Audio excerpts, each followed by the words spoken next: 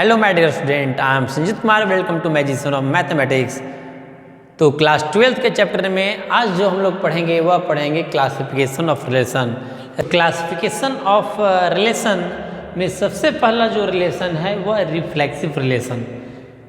तो reflexive relation क्या है उसको पहले हम अच्छे तरीके से समझते हैं कि तीनों जो रिफ्लेक्सिव है, सिमेट्रिव है, ट्रांजिटिव है, तीनों रिलेशन यहाँ पर बहुत इंपॉर्टेंट है और सीबीएसई में क्वेश्चन जो आते हैं वो इसी से आते हैं। तो रिफ्लेक्सिव रिलेशन को हम एग्जाम्पल के थ्रू भी समझेंगे। तो रिफ्लेक्सिव रिलेशन किसको बोलेंगे? रिफ्लेक्सिव रिलेशन मतलब ऐसा समझना है कि उसको खुद से रिलेट करना है, खुद को खुद से रिलेट करना है। ऐसा कुछ ऐसा टर्म अगर आए तो उसको बोलेंगे रिफ्लेक्सिव रिलेशन। ठीक है, जैसे बोला गया कि एक रिलेशन दिया गया कि चलो ये बाप बेटा का रिलेशन है, बेटा बाप का रिलेशन, तो खुद आदमी खुद का बाप बेटा हो सकता है क्या? नहीं ना, दो होना चाहिए। ठीक है, तो यह रिफ्लेक्सिव रिलेशन कभी नहीं हो सकता है। ठीक है, दो लाइन है, ठीक है, एक लाइन है, बोला कि एक लाइन वो खुद के क्या है, पैरेलल है। एक लाइन खुद के क्या है, पैरेलल है। अब बोला गया ये रिफ्लेक्सिव है, तो हाँ रिफ्लेक्सिव है कि खुद के लाइन खुद के क्या हो सकता है, पैरेलल हो सकता है। ठीक है, तो रिफ्लेक्सिव मतलब खुद को क्या करना है, खुद से रिलेट करना है, तो उसे बोलेंगे हम लोग रिफ्लेक्सिव रिलेशन। यानी ये relation R in set A is set to be reflexive if, क्या लिखा है यहाँ पर, आई डबल एफ। यहाँ पर क्या लिखा हुआ है, आई डबल एफ, इफ। इसका मतलब क्या होता है? इसका मतलब होता है यहाँ पर इफ एंड ओनली इफ। क्या होता है इसका मतलब? If and only if, if and only if. A comma A मतलब 1,1, 2,2, 3,3 जब ऐसा रहेगा तो उसको समझना है कि क्या है, रिफ्लेक्सिव रिलेशन है। क्लियर? और ए कमा ए बिलोंग्स, उसका बोलते पढ़ते हैं हम लोग बिलोंग। पढ़ना भी जरूरी है, क्या लिखा हुआ ये भी आपको समझ में आना चाहिए। तो ये क्या लिखा होता है यहाँ पर, belong, belong. For all, for all को हम लोग ऐसे भी लिखते हैं, ऐसे करके उसको ऐसे काट दिया तो उसको हम लोग पढ़ते हैं फॉर ऑल। ठीक है, for all small A belongs to capital A. मान लीजिए कि एलिमेंट ए है जो सेट ए से क्या है, वहाँ पर सेट ए है, उसमें एक एलिमेंट क्या है, स्मॉल ए है। We introduce the concept of this type of the relation by means of the example. Example के थ्रू क्या करते हैं हम लोग यहाँ पर समझते हैं। तो एग्जाम्पल में समझना है कि जैसे 2 के बराबर है इक्वल टू में, तो एक रिलेशन ही है। 2 क्या है, 2 के बराबर है, ग्रेटर तो नहीं है लेकिन बराबर है, ये एक रिलेशन है। 3 लेस इक्वल टू 3, तो ये भी क्या है कि क्या बोल सकते हैं, ये भी एक रिफ्लेक्सिव रिलेशन है। सिंपल समझना है लाइन का एग्जाम्पल। ठीक है, एक लाइन है, मतलब खुद का खुद रिलेट करना है, एक ही होगा एलिमेंट। अब बोल रहा है कि वह पैरेलल है, मतलब खुद एक लाइन खुद के पैरेलल हो सकता है, ऐसा रिलेशन हो सकता है। तो हाँ, एक लाइन खुद के लाइन का पैरेलल हो सकता है। ठीक है, या ऐसा बोल सकते हैं खुद एक लाइन खुद के परपेंडिकुलर हो सकता है, तो ये पॉसिबल नहीं है। यानी परपेंडिकुलर का जो कहीं कंसेप्ट आएगा लाइन में तो कभी रिफ्लेक्सिव नहीं हो सकता है, वह पैरेलल हो सकता है। क्लियर? तो रिफ्लेक्सिव आपको समझ में आ गया होगा। रिफ्लेक्सिव क्वेश्चन करेंगे तो और अच्छे से समझ में आएगा। यहाँ पर रिफ्लेक्सिव मतलब ये बस समझना सिंपल में कि खुद को क्या करना है, खुद से रिलेट करना ही रिफ्लेक्सिव रिलेशन होता है। फॉर एग्जाम्पल एक लाइन ले लेंगे जिससे पैरेलल है, तो एक जब एग्जाम्पल समझ में आ जाएगा उसका कंसेप्ट, तो बाकी भी आप आगे कोरिलेट कर पाएंगे। तो चलते हैं नेक्स्ट। रिफ्लेक्सिव के बाद आता है सिमेट्रिक रिलेशन।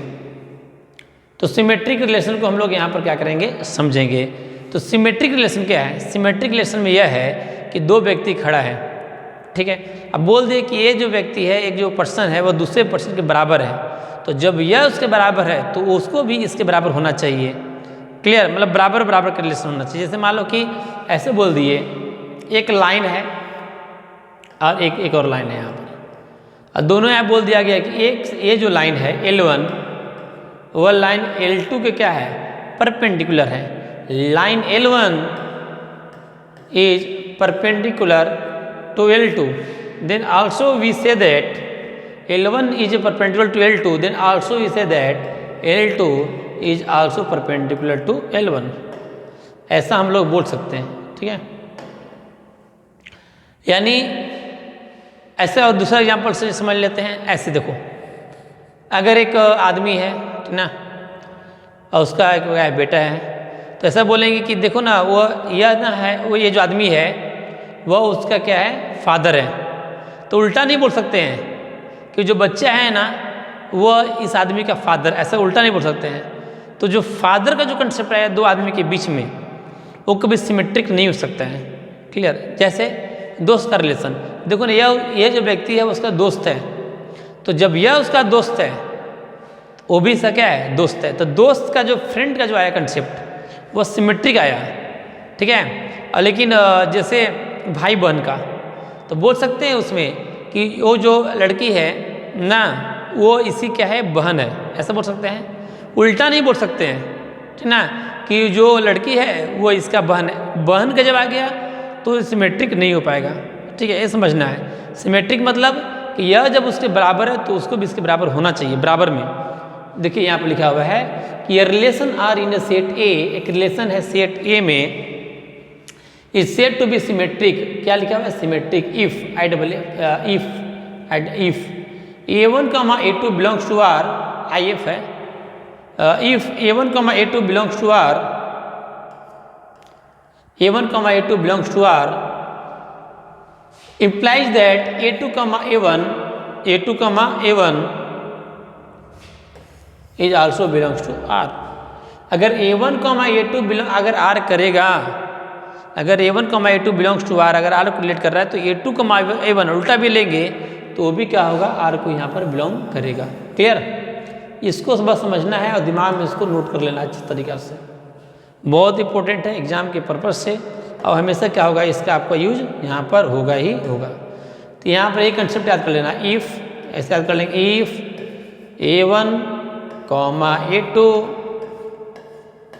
अगर बिलोंग्स टू R, अगर A1, A2 belongs to R, तो आल्सो हम लोग ये भी बोल सकते हैं यहाँ पर कि जो A2, A1 है, A2, A1 है, वो भी क्या करेगा, R से यहाँ पर बिलोंग करेगा। क्लियर? तो ये आपका था, क्या था, सिमेट्रिक रिलेशन। तो आप यहाँ पर आपको क्लियर हो चुका होगा। और सिमेट्रिक के बाद नेक्स्ट लास्ट जो आते हैं, मतलब इसमें इस रिलेशन में, वह है आपका यहाँ पर ट्रांजिटिव रिलेशन। ट्रांजिटिव रिलेशन आते हैं।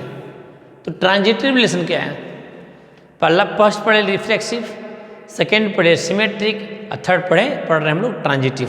ट्रांजिटिव समझना है। ट्रांजिटिव में यह है कि तीन को कोई व्यक्ति, तो यहाँ पर बोल रहा है कि if A1, A2 belongs to R and A2, A3 belongs to R, तब यहाँ पर बोल रहा है कि जो A1 जो होना चाहिए यहाँ पर A1, A3 इज आल्सो क्या होगा, बिलोंग्स टू R।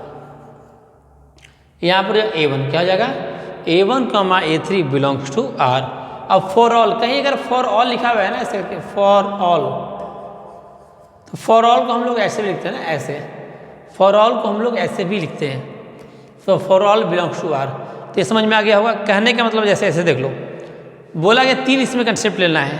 तो देखो क्या होगा, एक लाइन यहाँ पर L1 है, L1, तो ये लाइन L1 है वह क्या है, परपेंडिकुलर है L2 के। किससे परपेंडिकुलर है, L2 के, ठीक है। तो L2 भी क्या है, L1 के परपेंडिकुलर है। तो ऐसे करते हैं कि L1 अगर L2 के परपेंडिकुलर है तो L2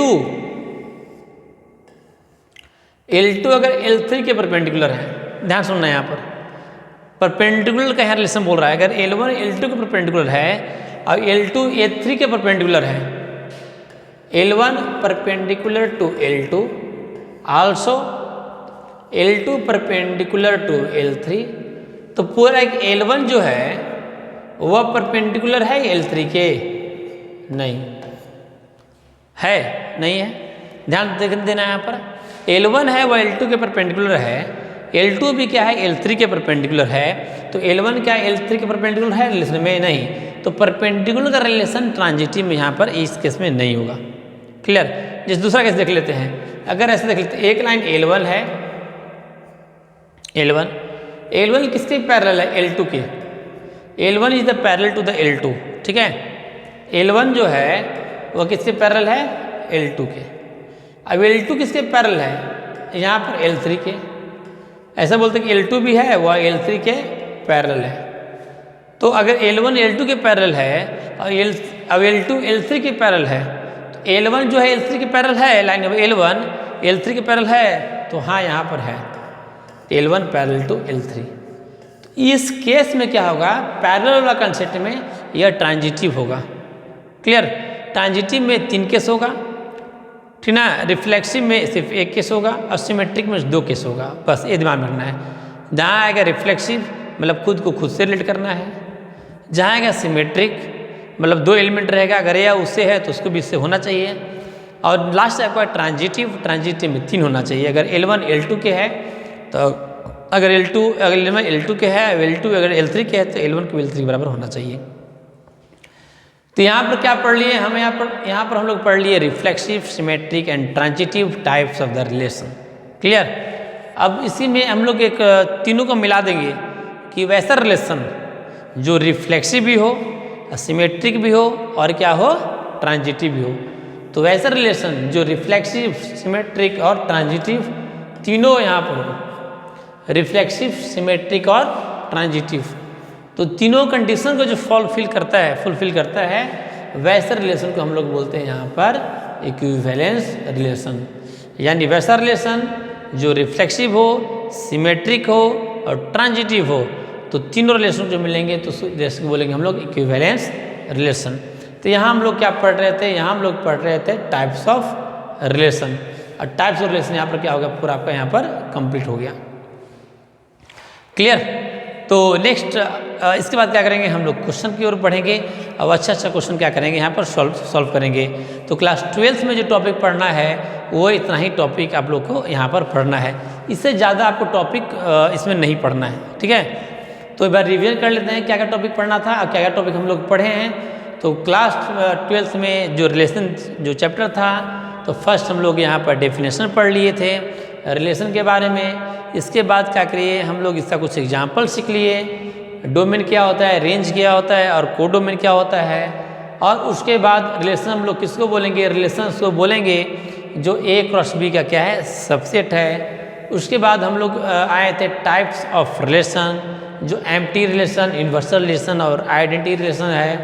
और रिलेशन के बाद हम लोग पढ़ लिए इसमें क्लासिफिकेशन ऑफ रिलेशन। तो टॉपिक तो छोटा ही है, ज़्यादा बड़ा भी नहीं है, और NCERT में सिर्फ इसका एक ही एक्सरसाइज है भी। इसके बाद एक और टॉपिक था बाइनरी रिलेशंस, को हटा दिएगा, उस सिलेबस में आपका नहीं है।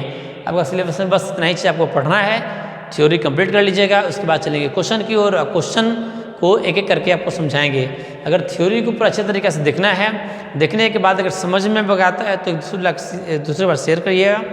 और उसके बाद आपको NCERT का क्वेश्चन जो है उस क्वेश्चन को क्या करेंगे हम लोग अच्छे तरीके से सॉल्व करेंगे। तो वीडियो देखने के लिए आपको थैंक यू सो मच।